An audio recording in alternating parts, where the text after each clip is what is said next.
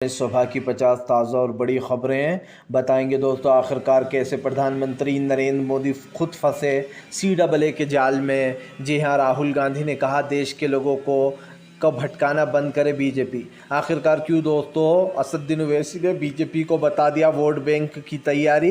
कहा CAA के नाम पर वोट लूट रही बीजेपी। क्यों केजरीवाल ने दोस्तों बीजेपी को उसी के प्लान में फंसा दिया। कहा पाकिस्तानियों को नौकरी देना चाहती है और हमारे देश के बच्चों को बेरोजगार रखना चाहती है। कैसे आखिरकार दोस्तों अखिलेश यादव ने PDA का नारा लगाकर फिर बीजेपी को दिया बड़ा झटका। और क्यों हरियाणा में JJP के विधायक तोड़ लिए बीजेपी ने खुद ही। तमाम मुद्दों पर बात, लेकिन उससे पहले अगर आपने अब तक हमारे चैनल को सब्सक्राइब नहीं किया जल्दी से कर लीजिए। पास में एक घंटी आएगी, इसको भी दबाइए ताकि हर वीडियो की अपडेट आपको मिल पाए। दरअसल दोस्तों आपको बताते चले बीजेपी को लगा बड़ा झटका। राहुल गांधी बोले CAA के नाम पर लोगों को भटकाना बंद करे बीजेपी। दरअसल आपको बताते चले राहुल गांधी का कहना है ये सब कुछ वोट बैंक का खेल है। जानबूझकर CAA का नाटक कर कर बीजेपी वोट बैंक को तैयार कर रही है। दरअसल दोस्तों आपको याद होगा पिछली बार जब CAA NRC और NPR हालांकि उसके साथ था, इसलिए इसका भयंकर विरोध हुआ था शाहीन बाग से लेकर तो तमाम जगहों पर।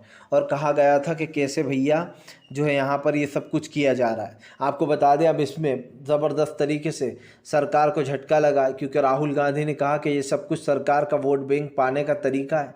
सरकार हिंदू कम्युनिटी को दोस्तों कहीं ना कहीं एकजुट करने की कोशिश कर रही है और वो ये बताना चाहती है कि देखो हम हर काम मुस्लिमों के ख़िलाफ़ करते हैं। हम CAA भी लिया है ताकि हिंदू भाई एकजुट होकर बीजेपी को वोट दे दें।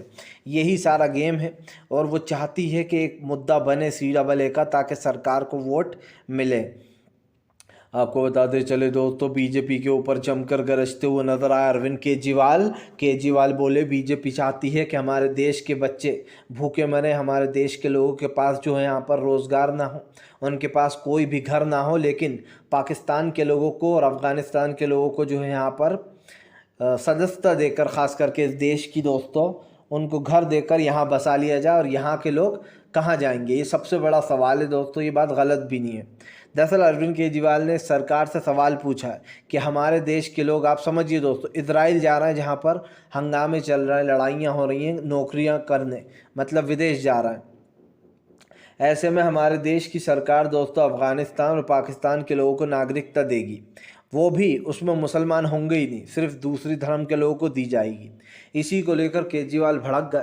केजरीवाल ने कहा कि ये सब कुछ वोट बैंक तैयार करने का तरीका है। वोट पाने के लिए बीजेपी पाकिस्तान और अफ़गानिस्तानियों को भारत में उनकी नागरिकता देगी, उनको घर भी देगी और उनको जो है यहाँ पर रहने की जगह देगी। और हमारे भारत के लोग बेरोज़गारी में जी रहे हैं, उनके पास घर भी नहीं है, वो बेघर हो जाएंगे। आपको बताते चले दोस्तों फिलहाल भारतीय जनता पार्टी को लगा बड़ा झटका। जी हाँ, दरअसल आपको बताते चले दोस्तों फिलहाल बीजेपी के खिलाफ सड़कों पर उतरेंगे ओवैसी ने दी चेतावनी। दरअसल आपको बताते चले असदुद्दीन ओवैसी ने सरकार को चेतावनी दी है। ओवैसी का कहना है कि अगर इन लोगों ने किसी भी तरीके से देश के मुसलमान को परेशान करने की कोशिश की या फिर देश में दलित आदिवासियों को परेशान करा तो वो सड़कों पर उतरेंगे। उन्होंने कहा कि CAA के साथ बाद में NRC और NPR भी लाया जाएगा ताकि देश के मुसलमानों को अलग किया जा सके। और जाहिर सी बात है दोस्तों CAA से तो सबको ही पता है कोई ख़तरा नहीं है, लेकिन यहाँ पर भी एक ख़तरा ये है कि सरकार धर्म के आधार पर कानून बना रही है, जबकि बाबा साहब अम्बेडकर ने साफ कहा था कि किसी को भी धर्म के आधार पर कानून नहीं बन सकता और सबको एक जैसा संविधान में एक जैसी जीने की वो दी गई थी। लेकिन आप समझिए दोस्तों आज भी ये चीज़ें हो रही हैं और जब हो रही हैं तो भाई दिख भी रहा है। आपको बताते चले दोस्तों फिलहाल भारतीय जनता पार्टी ने किसी को नहीं छोड़ती दोस्तों। बीजेपी ऐसा कोई सगा नहीं जिसको बीजेपी ने ठगा नहीं। अब JJP के भी 4 विधायक बीजेपी ने तोड़ लिए। जी हाँ, दरअसल आपको बताते चले विधानसभा में खट्टर सरकार बनने के बाद JJP के 4 विधायक बीजेपी के पाले में जाकर बैठ गए और ऐसा पहली बार नहीं हुआ है दोस्तों। जो भी सहयोगी दल बीजेपी के साथ होता है बीजेपी उसके विधायक ज़रूर तोड़ लेती है और ये आज की बात नहीं है, बहुत पहले से चला आ रहा है दोस्तों। अब बीजेपी ने JJP के 4 विधायकों को तोड़ लिया है। दुष्यंत चौटाला जो कि बीजेपी के साथ काफ़ी लंबे समय से थे, बीजेपी ने दुष्यंत चौटाला को ठेंगा दिखाने का काम किया है। बात सिर्फ यही नहीं है दोस्तों, इससे पहले आपको याद होगा मुकेश साहनी के भी बिहार में 3 विधायक बीजेपी ने तोड़कर उनको ही पार्टी से बाहर निकाल दिया था। फिर उसके बाद मुकेश साहनी ने जगह जगह चुनाव लड़ा, लेकिन अब खबरें ये आ रही हैं कि फिर से एक बार मुकेश साहनी बीजेपी के साथ आने वाले हैं। मतलब आप समझिए, बीजेपी तो है ही दोस्तों ऐसी जो दूसरों के विधायक तोड़ लेती है, लेकिन ये लोग कितने बड़े बेगैरत हैं, ये लोग कितने बड़े, आप समझिए दोस्तों, वो हैं दोस्तों बेगैरत के इनके विधायक बीजेपी छीन लेती है और उसके बाद भी लालच के चक्कर में फिर बीजेपी में आ जाते हैं। हो सकता है किसी दिन जेजेपी भी वापस बीजेपी की तरफ किनारा कर ले। ये सब कुछ मुझे तो एक नाटक लग रहा है, क्योंकि चुनाव से पहले जेजेपी का अलग होना दोस्तों और इस तरीके से 4 विधायकों का टूट जाना, इसका तो एक ही संकेत मिल रहा है कि भैया बीजेपी ये बताना चाहती है कि अब जेजेपी और हमारा कोई लेना देना नहीं है, ताकि जेजेपी को अलग सीटें मिल जाएं। किसान जो नाराज़ हैं अभी भी जेजेपी को वोट कर दें और बीजेपी को भी वोट कर दें और वो भूल जाएं कि खट्टर ने क्या क्या किया है। इसीलिए खट्टर को हटाया गया है ताकि नाराज़गी लोगों की दूर हो और नए सिरे से उन्हें वोट मिले। आपको बता दें चले दोस्तों, फिलहाल एक बार फिर से जो है यहाँ पर भारतीय जनता पार्टी को लगेगा बड़ा झटका। राहुल गांधी ने दोस्तों महिलाओं से कर दिया वादा। राहुल ने 5 गारंटी दे डाली हैं। राहुल गांधी ने कहा कि अगर हमारी सरकार बनेगी तो हम वादा करते हैं हर साल महिला को 1 लाख रुपए दिया जाएगा। हर गरीब महिला को 1 लाख रुपए मिलेगा, उसकी सैलरी डबल कर दी जाएगी।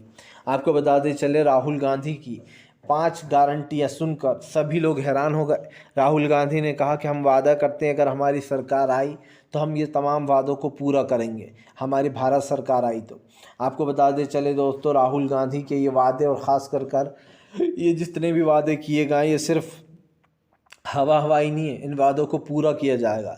हमने देखा कैसे कांग्रेस ने कर्नाटक में भी अपने वादे पूरे किए, हिमाचल में भी दोस्तों उसने अपने वादे पूरे किए हैं। सीधी सी बात यह है कि इस वक्त जो लोग ये तमाम चीज़ें कर रहे हैं उसको लेकर कहीं ना कहीं ये सारी बातें निकल कर सामने आएंगी। इस वक्त बीजेपी की मुश्किलें बढ़ने वाली हैं और ये सब साफ दिख रहा है। राहुल गांधी इस बार दोस्तों महिलाओं से लेकर तमाम लोगों को साधने में लगे हुए हैं, क्योंकि इस बार देश में बड़े बदलाव की ज़रूरत है।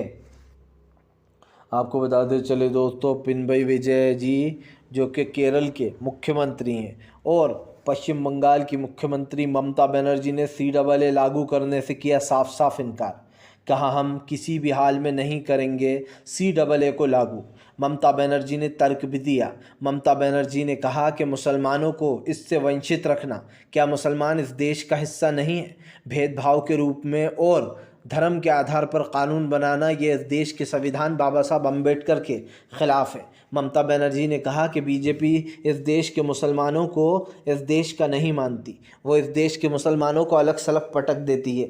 ममता बनर्जी ने कहा कि अगर आप CAA कानून बनाते हो और आप कहते हो कि इस कानून के तहत हम लोगों को नागरिकता देंगे, लेकिन यहाँ पर भी कहते हो कि सिर्फ मुसलमानों को छोड़कर बाकी सबको नागरिकता दे दी जाएगी जो बाहर से आए हुए हैं, तो फिर ऐसा कैसा भेदभाव? ममता बनर्जी ने साफ कहा कि वो CAA को सपोर्ट नहीं करती और ना ही आगे कभी करने वाली हैं।